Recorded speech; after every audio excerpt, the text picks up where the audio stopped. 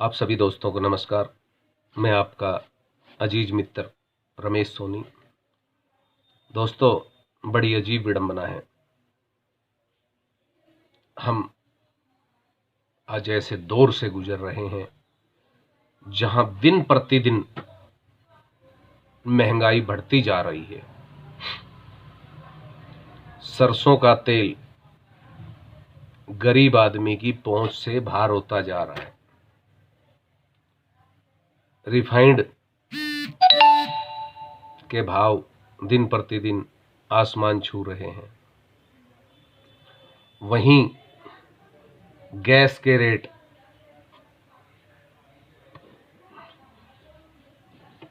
Gas cylinder दिन प्रतिदिन rate बढ़ रहे हैं। पेट्रोल का रेट दिन प्रतिदिन बढ़ रहा है। प्याज महंगी होती जा रही है। समझ नहीं आ रहा इसका क्या कारण है। हम कई वर्षों की बात करते हैं, सरसों पर कहीं अकाल नहीं पड़ा, सरसों की फसलें कहीं बर्बाद नहीं हुई, फिर तेल महंगा क्यों होता जा रहा है। ये सोचने वाली बात है। कोई खपत नहीं बढ़ी कि तेल की खपत बढ़ गई, फिर महंगा क्यों। उतनी ही खपत है, उतनी ही पैदावार है, फिर महंगाई क्यों सरसों के तेल पर। वही हाल कुछ रिफाइंड का है, वही हाल प्याज का है। पेट्रोल और डीजल की तो बात ही निराली है। आज घरों में बैठी हमारी मातृशक्ति, हमारी माताएं, हमारी बहनें रसोई के आइटम महंगे होने से चिंतित हैं।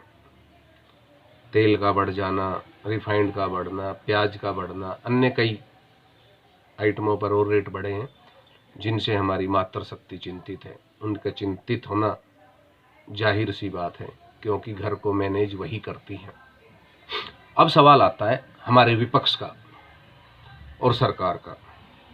बढ़ती हुई महंगाई पर सरकार बिल्कुल चुप है, मौन धारण करे बैठी है। चाहे वो राज्यों की सरकार हो, चाहे वो केंद्र की सरकार हो, कोई भी सरकार इस बढ़ती हुई महंगाई पर बोलने को तैयार नहीं है। अब बात आती है विपक्ष की। ऐसा लगता है कि जितनी भी विपक्ष हैं या विपक्षी पार्टियां हैं, ये सुनपात में चली गई हैं। इन्हें बढ़ती हुई महंगाई दिखाई नहीं देती, इन्हें आम आदमी की चिंता ही नहीं है कि आम आदमी कैसे रोटी खाएगा, कैसे गुजारा करेगा अगर ये महंगाई इसी तरह बढ़ती रही तो। ना सरकार को कोई लेना देना है, ना विपक्ष को कोई लेना देना है। हाँ, कुछ दिन पूर्व क्या, कुछ वर्षों पूर्व जब केंद्र में कांग्रेस की सरकार हुआ करती थी तो सिलेंडर के रेट बढ़ते थे,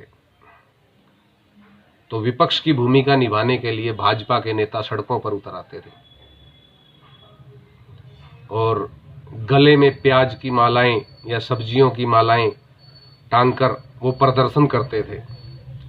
तब लगता था कि कोई विपक्ष है जो इस बढ़ती हुई महंगाई पर आवाज उठा रहा है, इस बढ़ती हुई महंगाई पर आवाज उठा रहा है।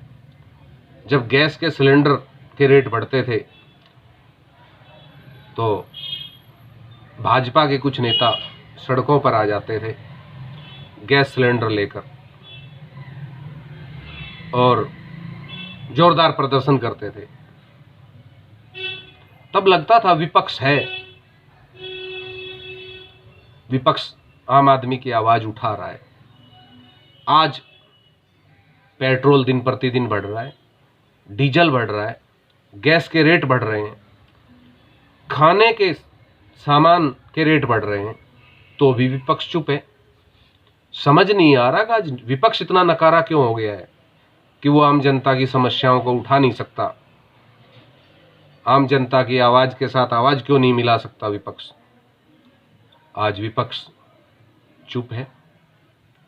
कहीं दूर दूर तक कोई दिखाई नहीं दे रहा विपक्ष कि भाई उन्होंने, विपक्ष ने कोई मुद्दा बनाया हो, कोई मुद्दा उठाया हो कि भाई रेट क्यों बढ़ रहे हैं, सरसों के तेल के, रिफाइंड के रेट क्यों बढ़ रहे हैं। बड़ी अजीब विडंबना है। आज सोशल मीडिया पर जब हम आते हैं तो देखते हैं केवल धर्म की बातें होती हैं। जिस आदमी को शायद ये नहीं पता होगा कि हमारी गीता में कितने पेज हैं, हमारी रामायण में कितने पेज हैं, वो भी सोशल मीडिया पर धर्म के प्रवचन देता है कि धर्म खतरे में। अरे भैया, धर्म खतरे में नहीं है, इंसान का पेट खतरे में है अगर ये महंगाई इसी तरह बढ़ती रही तो।